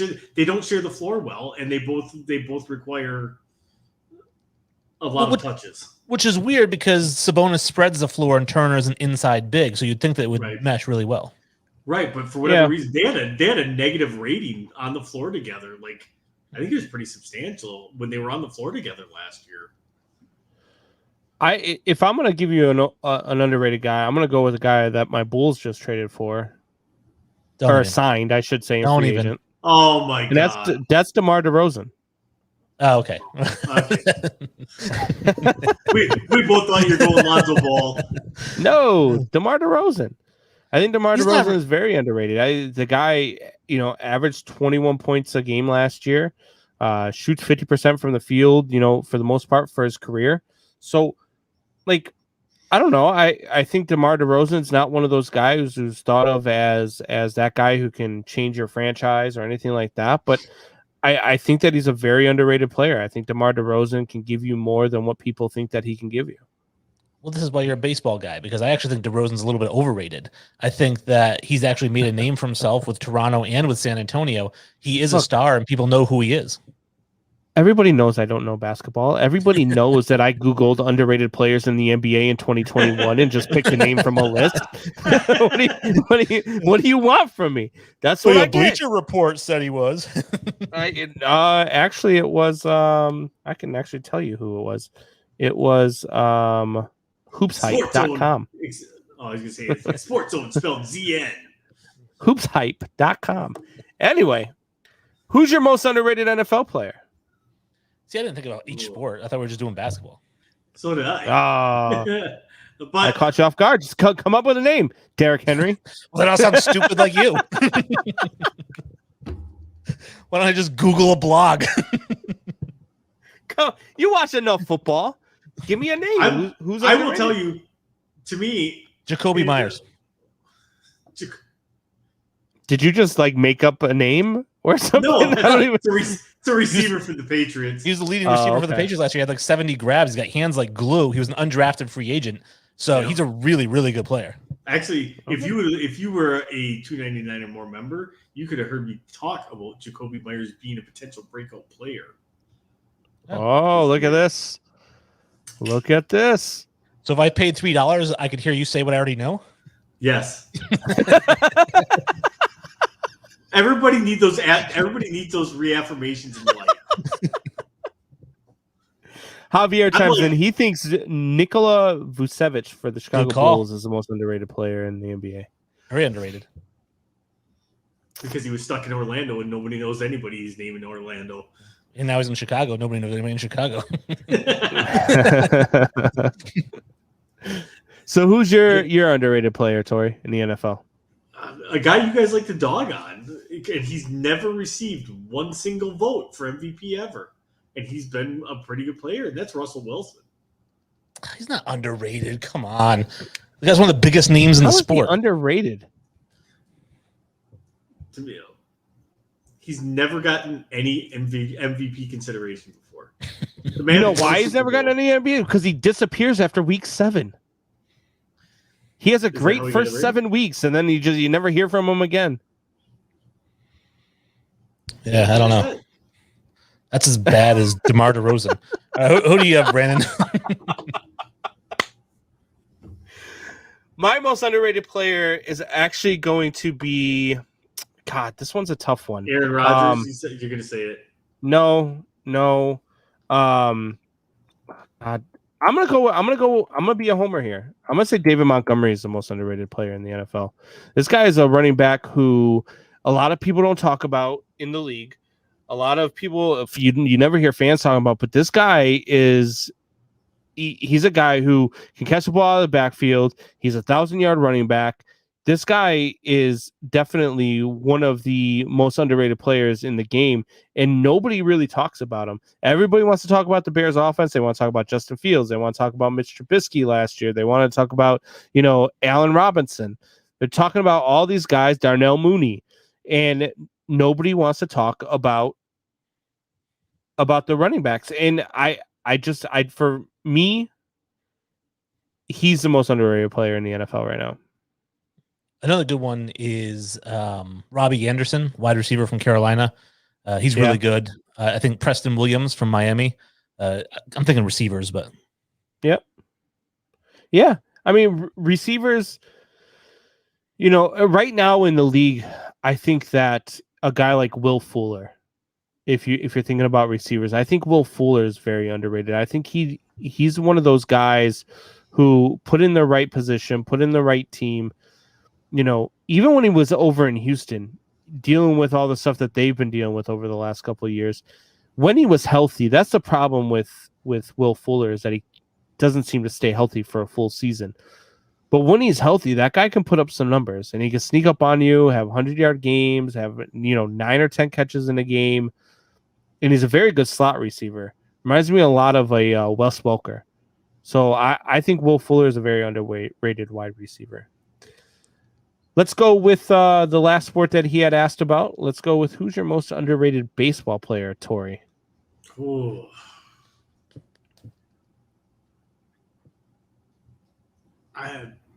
Wayne, you should go on that one, because I think Brandon should start off, because this is actually the one sport he knows out of this. Right. And I'm going through all the players right now in my head, and I'm like, okay, who is it?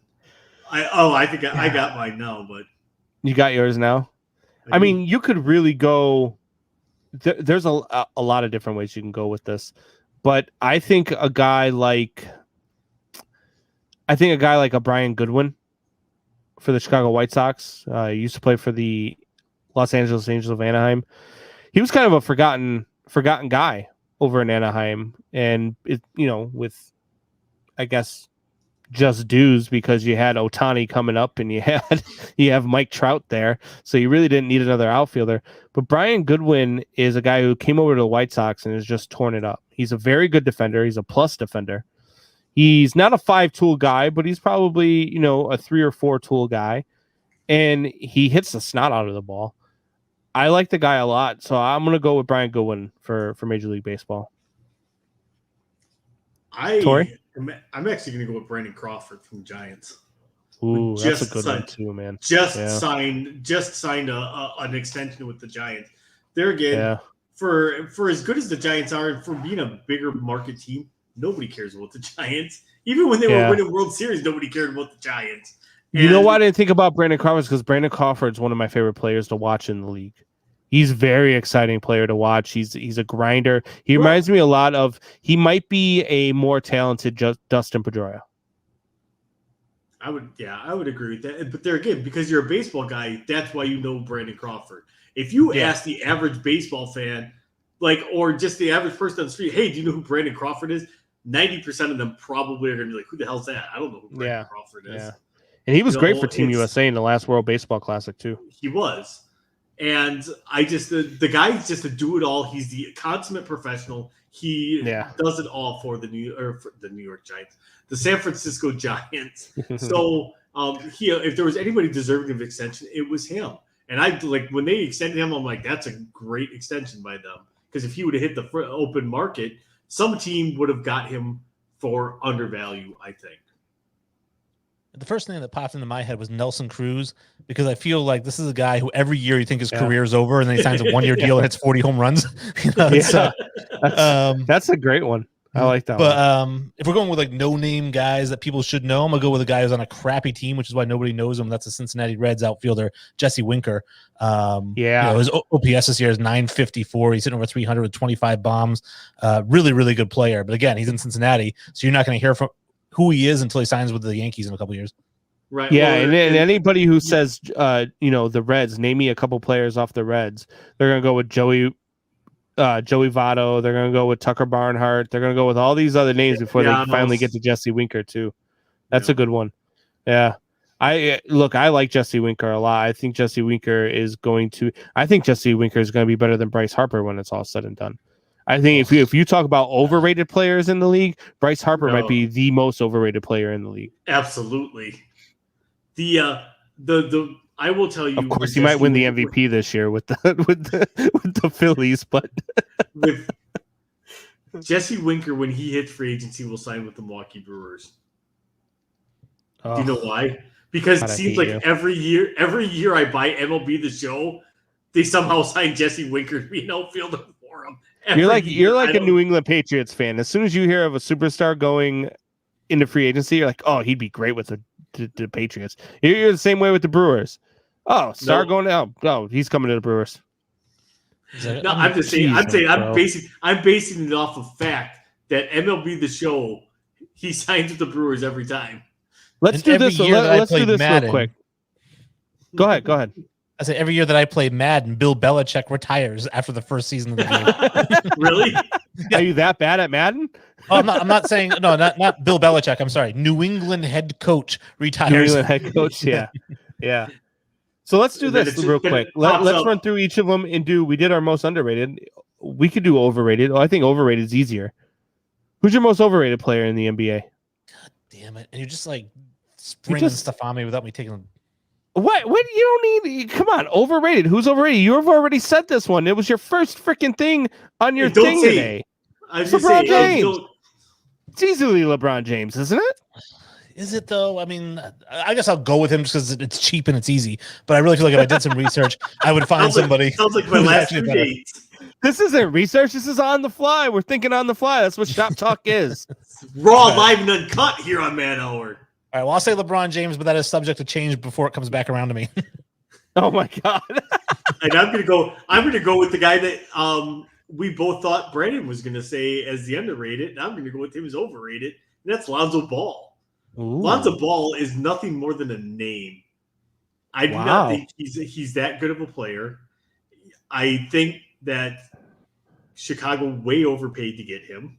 I think you're overrated. And that's not the dog. That's not the dog on Chicago. Chicago had I just think that they gave up too much for Lonzo Ball. I think Lonzo Ball is all right. Obviously, he's the second best ball at this point. But hell, the way LiAngelo even looked in summer league, he might be the third best ball in the NBA. Yeah, and I'm gonna go with Anthony Davis. I think Anthony Davis is very overrated. I don't think Anthony Davis would have a championship if it wasn't for LeBron James. I don't think Anthony Davis can go to a team and be that guy, even though he's talked about being that guy.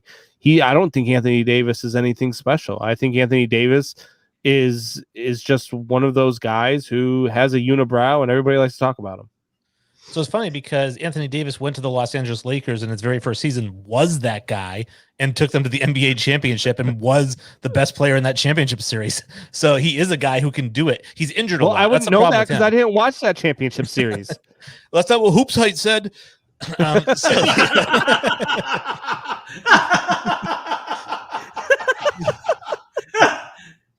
Height, if you would like to sponsor the Man Hour, please contact. No, that's it. No, I'm switching mine to Ben Simmons. I think, like, man, is he awful as far as a shooter. I know he's first team All NBA defense and he's third team All NBA, and I think he gets way too many accolades for what he is. I mean, he's a guy who I understand he can pad the stat book across the stats, but I mean, I need a guy who's going to score more than 12 or 13 points per game if you're going to give him a $175 million contract. Okay, I can't argue with you. It's baseball. Or basketball, I should say. Javier says, I think Kyle Kuzma is overrated. He's appropriately rated. I mean, nobody thinks he's great, and he's good, and he is actually good. He thinks he's great. Drew says, sorry, but AD reminds me of a closet crossdresser. Oh, God. Oh, God. Where did we go? All right. So, overrated NFL player. Wayne, you go first. I hate when you start with me. I feel like that pressure because I didn't do any research. Overrated. All right, let's see. Who's the guy who gets a lot of credit? Pressure. Head's gonna explode. The guy gets a lot. Derrick Henry is the most overrated NFL football player. Yes. Oh God. What do you got, Tori? I'm going to go with something that'll be highly unpopular as well, just because apparently that's my role tonight. And I'm going to go with Kyler Murray. I think Kyler Murray is highly overrated as a quarterback for Arizona. You take away a couple of those weapons that he's got, he's not even a good quarterback. He's out of the league in 4 years. I'm going to God. There's a couple of them that I could go here. But I'm gonna go with Trevor Lawrence. I think Trevor Lawrence is the most overrated player in the league right now. And he hasn't even started yet. Yeah, absolutely. I'm gonna go with Trevor Lawrence. He was overhyped coming out of college. I don't think he's gonna have a great career with the Jacksonville Jaguars. And that's not to say because of him necessarily, because I still think he's a good quarterback. I just think he's not everything that everybody made him out to be. And I think that he, especially this year, he's going to have a horrible first season. I don't think there's any way he's going to have a good rookie season. It's just it's going to be rookie of the year.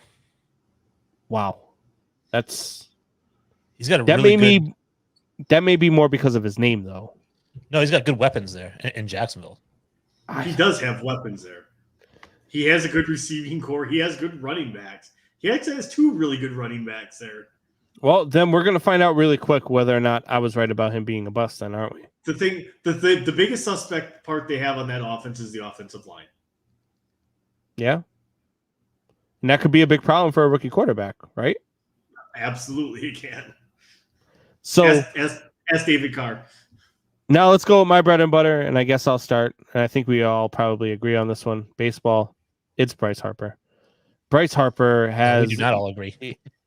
Bryce Harper has come into Major League Baseball with all this hype. He's been in the league now for, I think this is his 8th season in the league. And he's had 2 good seasons. 2 out of 8. And he's talked about like he's like some superstar, like he's Mike Trout or something. And he's not. He's not that. Even if he does win the MVP this year, he's had 3 good seasons out of 8. That doesn't make him what everybody makes him out to be. Bryce Harper is not the guy who can just carry your franchise. He's not the guy who you can build around. He is the guy who is a great complementary piece, but he is not the guy. And that's how he is talked about. So for me, it's Bryce Harper, hands down. Well, if not being as good as Mike Trout makes you overrated, there's about 800 overrated players in Major League Baseball right now. He's talked about on that level, though, Bryce Harper is. I'm going with Giancarlo Stanton. I think that for years and years, Giancarlo Stanton was like the power hitter. He was the guy that, remember teams were going to give up 8 of their top 10 prospects to get him on their team. Googling most overrated. Not me. I didn't look He's at a anything. Yankees. I give this to Wayne because he's a Yankees fan. So. Giancarlo Stanton hasn't been good for years. Anybody who But he's- thinks that he was good is like I don't know. Giancarlo Stanton to me is a guy who strikes out. That guy has struck out in the last 3 seasons more than there are players who have struck out their entire career. Right. So, and I'm talking about like extended careers. I'm not talking about a guy who's only played 1 or 2 seasons in the league. I'm talking about like he struck out more in the last 3 years than when I looked up the stat the last time. There was 3 players combined that I picked up that had less strikeouts than him throughout their entire careers. That was Aramis Ramirez, it was Tony Gwynn, and it was Fred McGriff. Those 3 players throughout their entire career struck out less times than Giancarlo Stanton has in the last 3 seasons. So it sounds like you're saying he has not performed to expectations. No. So he's overrated. No, I mean, I guess, yeah. I mean, he's definitely not worth the money he was paid for sure. God damn 100%. you using logic, Wayne. Well, that's my favorite. Is I love when he's like, "Oh, you must be looking that up on the internet." I'm like, "So is he overrated?" Yeah. And for me, I'm going after a former MVP for that, and unfortunately, he plays for my team. I'm going with Yelich. Yelich has completely lost it. He's not hitting for power. He's not hitting for average, but he's still paid like one of the top 10 players in the league, and still looked at as well. He's a perennial MVP candidate. Not if he continues. Like, he struggled with strikeouts last year and batting, and now it continued into this year. So until he figures out, to me, he's probably the most overrated player in all of baseball right now. From going from I think he had such a MVP bad first candidate. half, though, that his numbers to finish the season aren't going to be what they were. Yes, he's lost a lot of power this year. I don't know what's going on there, but I mean, he's picked it up as of late. I mean, he's coming back around. He's, averaging, 2 hits a game over his last 10. I mean, so he's starting to pick it back up. I just think he had a really bad 2020, which there were a lot of good players that had really bad 2020s because of the circumstances they were in, and it was a shortened season and all that other stuff. And there were a lot of other things that were going on, not allowed to use technology to whatever, to Not look allowed at to your bang on previous trash at bat.